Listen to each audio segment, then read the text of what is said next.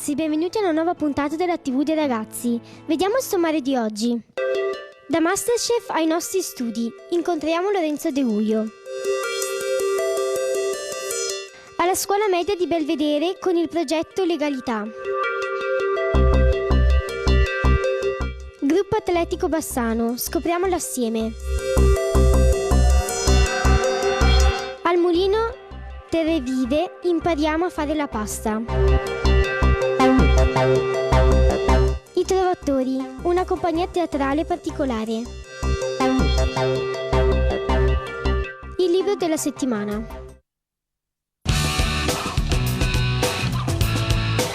Ciao ragazzi, oggi abbiamo l'immenso piacere di avere qui in studio il terzo classificato a Masterchef Italia 5, Lorenzo De Guglio. Ciao Lorenzo, benvenuto a Bassano nella redazione della TV dei ragazzi. Come mai hai deciso di partecipare a Masterchef? Beh, intanto grazie a tutti per l'invito, è un vero piacere per me essere qua. E per rispondere alla prima domanda, allora come mai ho deciso di partecipare a Masterchef? Innanzitutto, diciamo, mi è partita sta idea ancora nella quarta edizione. Avevo questa idea di iscrivermi e parlando con mio padre mi aveva, diciamo, incentivato ad iscrivermi. Purtroppo però sono arrivato tardi e non sono riuscito a iscrivermi. Ho detto vabbè, passa qualche mese e mi ritorna in testa questa idea. E ho detto, vabbè, riproviamo, mi sono iscritto e dopo 2 giorni mi hanno chiamato. Ti aspettavi di arrivare tra i finalisti? Beh, quando sono riuscito a entrare tra i 20 non me li aspettavo proprio, ti devo dire la verità. Dopo, man mano che il programma avanzava, ho visto che, diciamo, avevo capacità per andare avanti e a un certo punto mi sono convinto che avrei potuto anche vincere. Dopo purtroppo non ci sono riuscito, però da un certo punto in poi ci credevo molto. Com'è stata la tua esperienza a Masterchef? Questa è una domandona. È stata un'esperienza incredibile perché vivi immerso in questo mondo per 3 mesi circa e diciamo entri in un mondo in cui parli di cucina tutto il giorno e cucini tutto il giorno, sei sempre a parlare di cucina e arrivi a casa e è come se fosse stato un sogno, diciamo. Che emozione hai provato quando dopo le selezioni sei entrato per la prima volta nella cucina di Masterchef? Diciamo, devo dirti la verità, la prima volta che sono entrato nella cucina di Masterchef col grembiule mi sentivo completamente spaesato. Cioè arrivi là, metti il grembiule, entri, ti danno la tua postazione, alzi la mystery box e non sai cosa fare veramente, perché alla fine noi siamo tutti cuochi amatoriali. Non hai mai provato a fare impiattamenti, diciamo, da grande chef, non hai mai provato a usare certe tecniche, ti trovi là e non sai bene cosa fare, provi, ti butti e se va bene vai avanti. Qual è il miglior piatto che hai cucinato? A parer mio il miglior piatto che ho cucinato, diciamo un piatto mio, è stato una volta che ho fatto una lombatina di capriolo con le animelle di agnello e delle chips di patate. E in esterna invece ho fatto un piatto che non è mio ma è di un grande chef, lo chef Heinzbeck, ed è un vitello. Tra i 4 giudici di Masterchef, qual è quello che in qualche modo ti ha dato di più e con cui hai legato? Beh, diciamo che legare con i giudici è un po' difficile perché c'è sempre un certo distacco, perché ovviamente i giudici non possono esporsi troppo nei confronti dei concorrenti. Comunque penso che per affinità anche geografica con lo chef Cracco ho avuto più feeling, diciamo, da subito. Oltre che con Mattia, hai stretto amicizia con altri concorrenti? Beh, diciamo che con Mattia ho trovato un feeling da subito, ci siamo trovati fin dalle selezioni dei 150, guarda, eravamo seduti vicini nel pullman che ci ha portato alle prime selezioni di Cremona, guarda te il caso. Dopo mi sono trovato bene con Dario, un altro amico che ho incontrato nel mio percorso, e dopo senz'altro quelle 2 finaliste del programma, Lida ed Erika, che sono le ragazze in cui ho speso più tempo. Quanto è importante la squadra in cucina?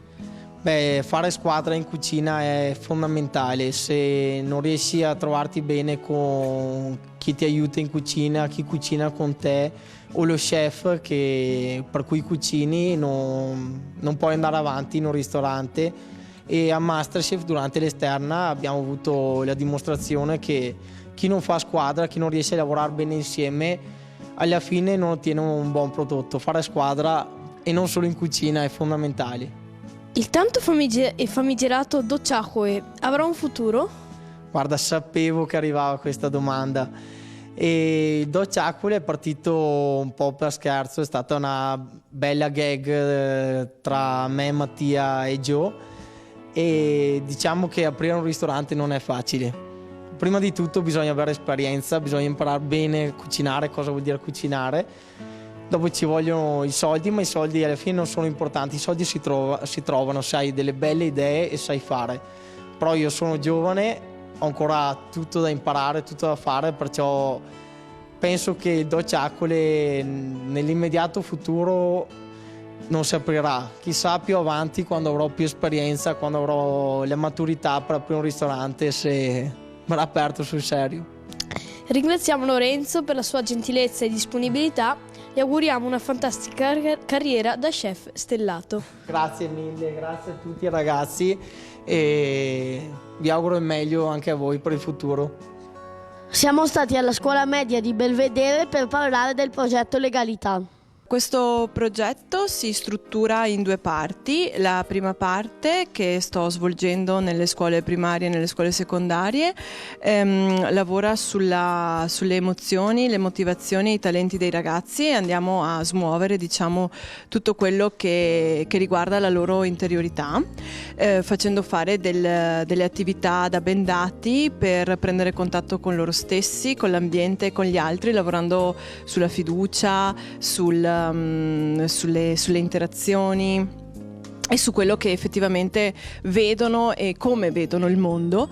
Lo scopo è quello di destrutturarli, quindi di fargli cambiare il punto di vista, di cercare di dare loro la possibilità di interpretare situazioni e persone in maniera diversa. La seconda parte del progetto è con le classi terze, dove praticamente abbiamo la possibilità hanno i ragazzi la possibilità di parlare con un detenuto della casa di reclusione Due Palazzi, al quale possono fare tutte le domande, diciamo, che vogliono, per entrare un po' dall'altra parte della medaglia, insomma, quindi anche per capire una sorta di prevenzione rispetto a quello che potrebbe accadere se continuassero ad avere atteggiamenti di devianza, fra virgolette. L'intento dovrebbe essere, anzi spero che sia, quello di trasmettere ai ragazzi una positività, nel senso che far capire loro la bruttura delle scorciatoie, soprattutto dal luogo da dove provengo io, e non dare retta alle false disinformazioni che lo fanno vedere come un luogo magari dove ci si può realizzare. La realizzazione per i ragazzi deve essere tutt'altra cosa. La scuola principalmente, che gli dà cultura, gli dà modo di inserirsi quando sono più grandi in un mondo lavorativo, che è la cosa più importante.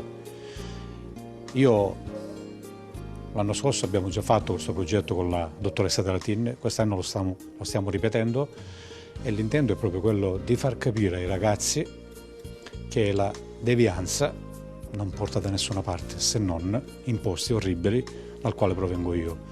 Non c'è niente di costruttivo in quello, non c'è niente di buono, non c'è niente di positivo, è tutto negativo. È negativo il trovarsi di fronte dei cancelli, delle sbarre private della libertà, della dignità, di tutto quello che un essere umano ha diritto e ha di bisogno. Io spero di trasmettere questo ai ragazzi. L'ho fatto l'anno scorso, spero di farlo quest'anno e spero che mi ascoltino, anche se fra i centinaia di ragazzi ce ne fossero solo un paio che ascoltassero quello che oggi avremmo da dire, sarebbe già una piccola vittoria. Ma speriamo che siano in tanti e che soprattutto riescono a capire la differenza fra le cose giuste e quelle sbagliate. Il progetto Legalmente è nato qualche anno fa qui all'Istituto Comprensivo di Tezze sul Brenta con lo scopo di avvicinare i ragazzi al tema della legalità e della cittadinanza attiva. Si struttura diversamente in base alle classi, sono coinvolte appunto le classi sia della primaria che della secondaria. Nella scuola appunto primaria si parla sostanzialmente di litigio, di bullismo, quindi attraverso dei giochi empatici e delle simulazioni si permette appunto ai bambini di parlare del tema della legalità e quindi il tema delle prepotenze.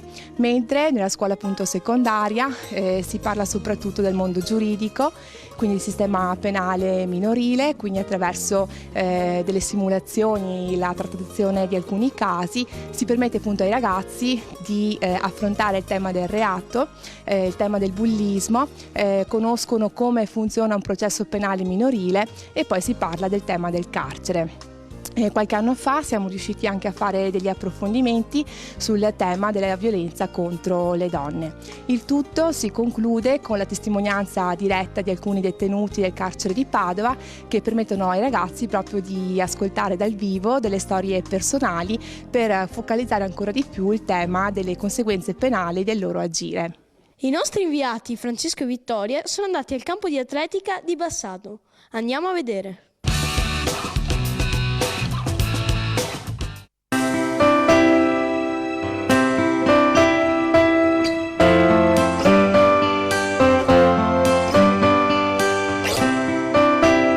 Ciao ragazzi, oggi per la rubrica di sport parliamo di atletica. Ciao Paolo, ci potresti spiegare in che cosa consiste l'atletica leggera? Ciao, allora l'atletica leggera è un bellissimo sport. Ci troviamo tutti insieme nel campo di atletica e corriamo, lanciamo e saltiamo. Ci sono numerose specialità per tutti i gusti, insomma. Ciao Elena, quando è stato formato il gruppo atletico di Bassano? Il gruppo atletico Bassano è nato nel 1948, ha tantissimi anni, ma è un gruppo molto vivace ancora. E le prime volte che i giovani facevano atletica a Bassano si trovavano al Rino Mercante, che adesso è un velodromo e campo da calcio, poi sono passati al centro giovanile e adesso dal 1974 siamo qui a Santa Croce nella pista di atletica di Bassano. Davide, da che età si può cominciare a praticare questo sport?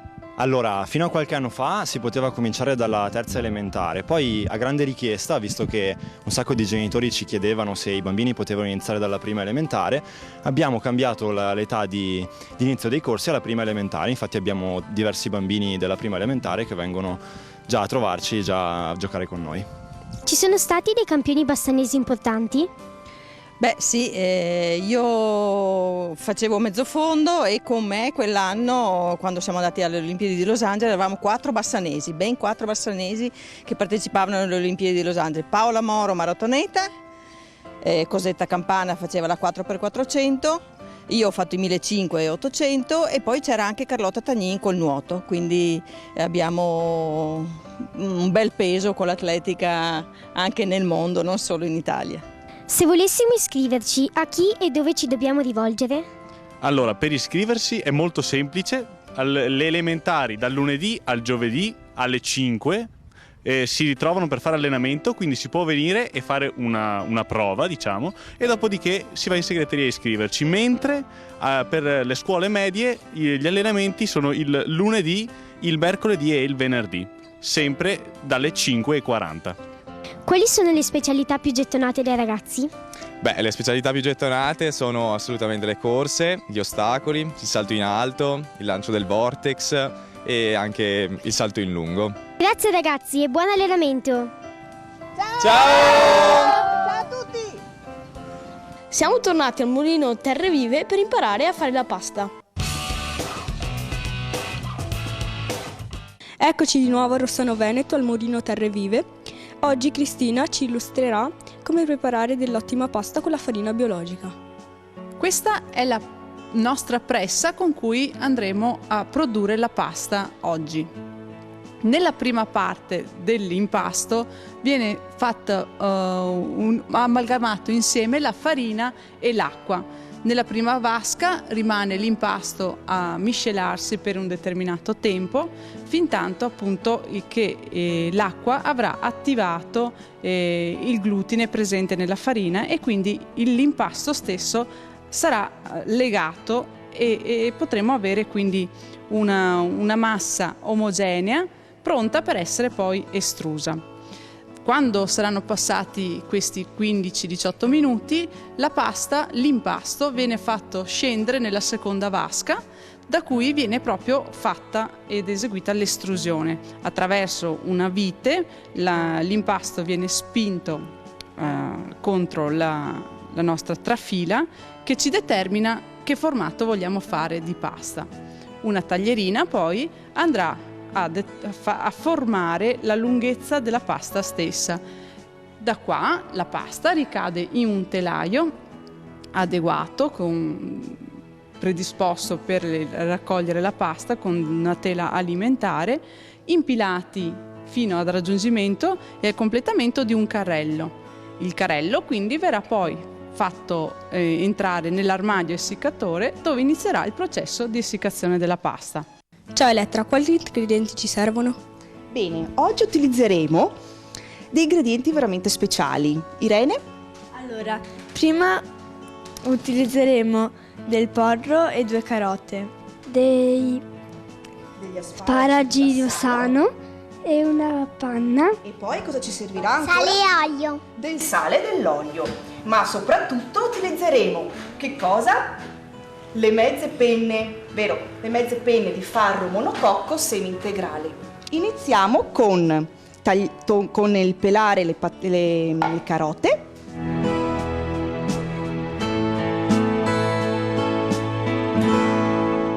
Toglieremo dai nostri asparagi la parte più dura e più legnosa.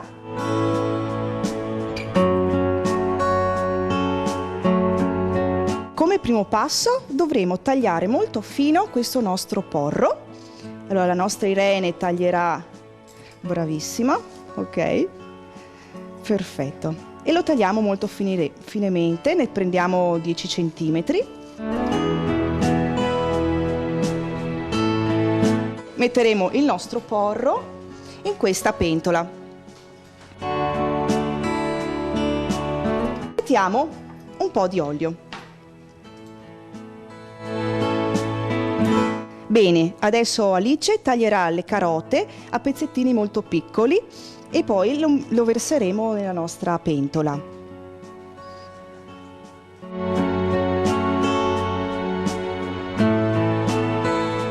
Anche le nostre carote le mettiamo tutte in questa bella pentola e poi le andremo a cucinare. Bravissima la nostra Elisabetta.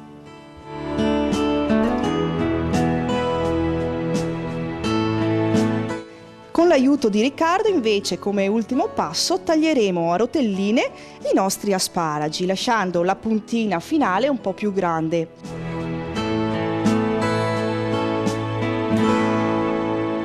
Bene, Riccardo, adesso che abbiamo finito di tagliare a rotelline i nostri asparagi, tagliamo le nostre punte a metà, così, e poi le uniamo alle carote e al porro. Ok. Prendi questo, perfetto, su.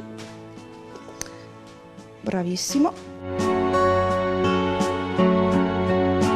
nostro sugo sta per essere quasi pronto. Ci mettiamo 2-3 bei pizzichi di sale. Facciamo così. Saliamo per bene il nostro sugo. Ci aggiungiamo un pochino di olio, ma anche un po' d'acqua, perché così il nostro sugo diventa un po' più morbido. Bene, accendiamo la nostra piastra, in questo caso, la chiudiamo e aspettiamo 6-7 minuti per essere cotta. Bene, dopo 6-7 minuti il nostro sugo dovrebbe essere pronto.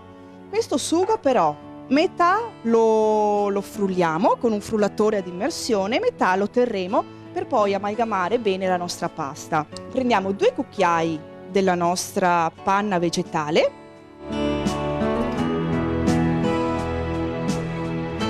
mettiamo mezzo di questo nostro sugo. Cerchiamo di tenere le puntine che prima avevamo tenuto da parte, le teniamo per poi renderle più visibili nella nostra pasta.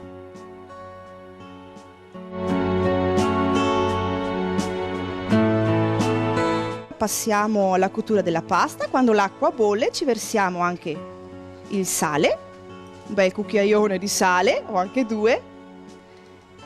Bene, e ci mettiamo la nostra pasta di farro.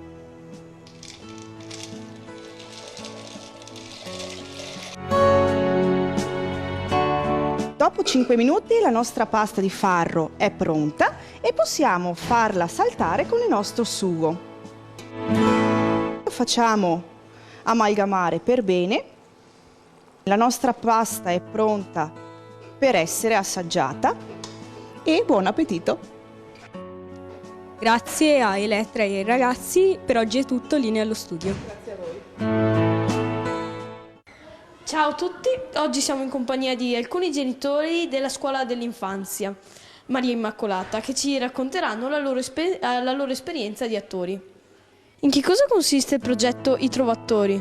Allora, il progetto Trovattori è un progetto che è stato ideato appunto dalla scuola materna di Santa Croce, che coinvolge i genitori della scuola e anche di genitori uscenti, diciamo così, e nell'arte del teatro per dare la possibilità ai nostri bambini di vedere i loro genitori in opera, in teatro, e per prendere anche fondi per la nostra scuola, insomma, per dare più possibilità ai nostri bambini. Perché avete aderito a questa iniziativa? Beh, lo facciamo innanzitutto per far divertire i bambini e poi un altro motivo è anche per dare un aiuto economico alla nostra scuola che di questi tempi assolutamente non fa male. Sabato 7 maggio c'è la messa in scena di un vostro spettacolo, quale? Mary Poppins. E abbiamo scelto Mary Poppins perché quest'anno appunto questo personaggio è il tema conduttore dell'anno dei bambini dell'asilo, pertanto abbiamo messo in scena questo Mary Poppins. Siete dei genitori super impegnati. Come riuscite a mettere insieme le tante attività che fate? Beh, non è un'impresa facile, ma cerchiamo di darci da fare e credo che se qualcuno vuole fare qualcosa trova il tempo per poterlo fare. Da quanto esiste questa iniziativa?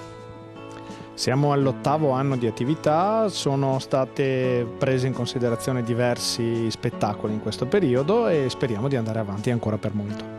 Ti piacerebbe essere al posto di tuo papà sul palco? Sì. Perché? Perché mi piace la parte preferita. Cosa pensi di tua mamma quando la vai a vedere a teatro? Che mi piace la sua parte. Quale personaggio della commedia ti è piaciuto di più? Mary Poppins. Quindi amici a casa, se sabato 7 maggio avete voglia di vedere lo spettacolo dei Trovattori, andateli a vedere all'Oratorio di Santa Croce. Vi ringraziamo per il vostro contributo e in bocca al lupo per il 7. Alla prossima! Ciao!